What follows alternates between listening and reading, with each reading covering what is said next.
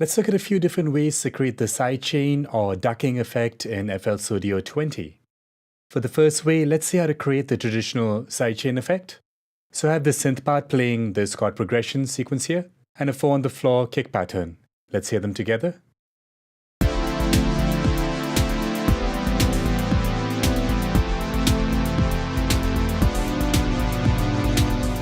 There's also this TR-808 pattern that's playing along.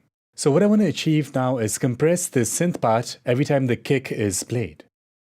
To do this, we can go to the mixer, select the synth channel, and then on slot 1, I'm going to insert the fruity limiter. The limiter can be switched to compression mode, so let's do that. And here we have a sidechain input. As of right now, there is no sidechain signal coming into this particular track. So to set that up, I'll select the kick track, and then right-click over here and choose sidechain to this track. I can also choose route to this track. That will work too, but it makes more sense to choose sidechain, so I'll stick with that. Alright, now when that is done, going back into the sidechain input on the limiter, now we see the available track, which is this kick drum track. Let's select it, and now let's play with the controls on the compressor. Firstly, bring the threshold down. Not hearing any compression because the ratio is set to 1:1, so let's increase that. And now we can hear and see the resulting sidechain compression.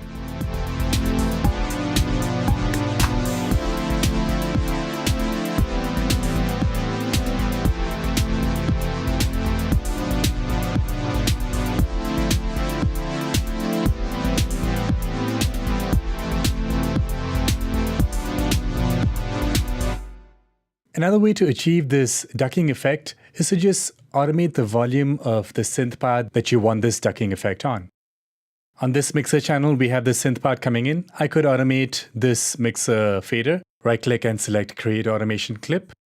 But I'm not going to do that because I like to have the mixer fader free for volume adjustments. Another option is to go into the effects slot and add in a fruity balance effect, and then we can just automate this volume control. A third option is to just automate the volume on the channel rack. So this is the synth part. I can right-click this tile here, which is the volume control, and select Create Automation Clip. I'm going to work with this option. But before I do that, I'm going to make a selection in the playlist. Now when I right-click the dial and select Create Automation Clip, the clip is only as long as the selection.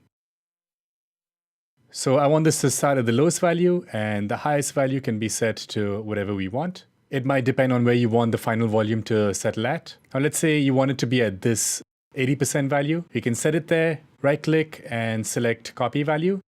And then over here, we can right-click the node and select Paste Value.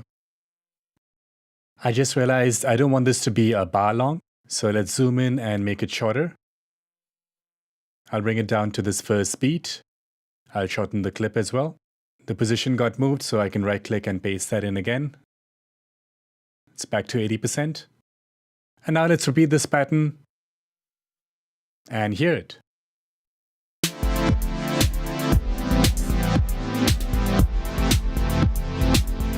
The advantage of using automation clips is that if you make a change to any one automation clip, the others will also follow.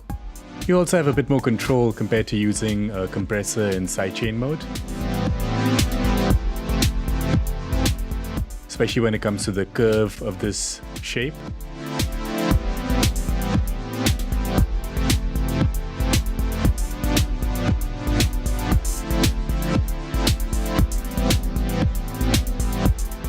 Another good thing is that we can actually mute the kick drum and we still get the effect, because this ducking is not relying on the kick drum.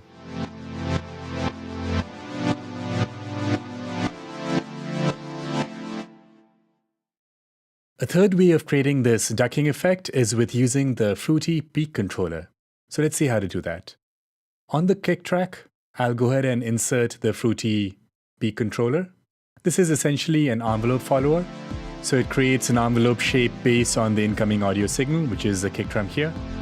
Adjusting the decay, specifically lowering it, will give us that nice smooth shape that we want. With the tension dial, we can change the curvature of that decay. Alright, so I like this. Let's close it out. And now to make use of this, back on the synth track on the channel rack, I'll right-click the volume control and select Link to Controller here. In this internal controller dropdown, where it says None right now, let's go ahead and select the peak control. Now we need to set up a mapping formula. Right now it's set to the default 1:1, but we're going to select the inverted version. Hit accept, and now let's hear this. Now we have the ducking effect. We can tweak that mapping formula. I'll right-click the dial and select Link to Controller again. There's a sine curve option here, but we want an inverted version of this, so I'll just type in 1- in the front here. Hit accept, and now we get a nicer curve.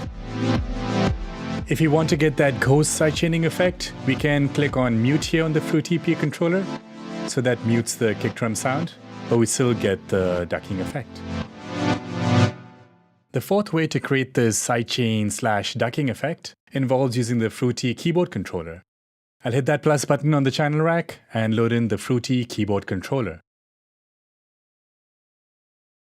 There's some parameters here that we will have to adjust, but for now let's just leave it as is and create a 4 on the floor pattern on the channel rack. Actually, let's first create a separate pattern for it. And now let's place in those 4 hits. Let's open it in the piano roll and lengthen that up because those notes are way too short. That should be good. Now it's just a matter of right-clicking the synth's volume control and selecting Link to Controller. And from this internal controller dropdown, again selecting Fruity keyboard controller note. There's also a velocity option, but we will stick with note as that will give us a more consistent result. The mapping formula we leave as default. Let's hit accept. Now right now we don't have the ducking pattern in the playlist, so I'll go ahead and place that in. And now let's hear this. So we're not getting the ducking effect yet because we need to adjust parameters here. Let's turn on this note off value. And now we're getting a gating style effect. But we want the opposite, so I'll bring the value down here and increase the note off value. Now it's more like an inverse gate, but if I increase the attack time, now we're getting that ducking effect.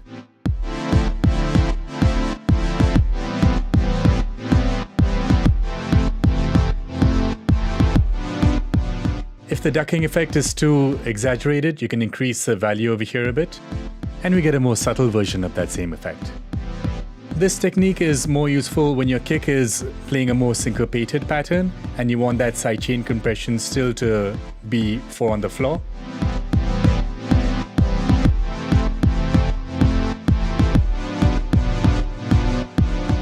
Okay, now for the last and probably the most easiest way to set up the sidechain/ducking effect is to use the grow speed effect.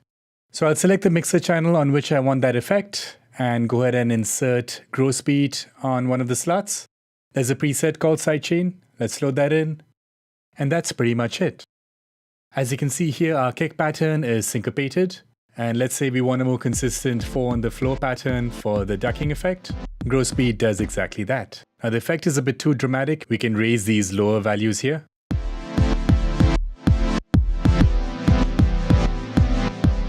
We can adjust the curves, just like the automation example, except here we have 4 independent curves, so we can actually set them to different positions.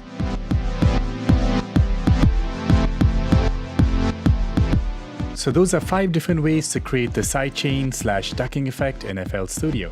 I hope you found that useful and stay tuned for more.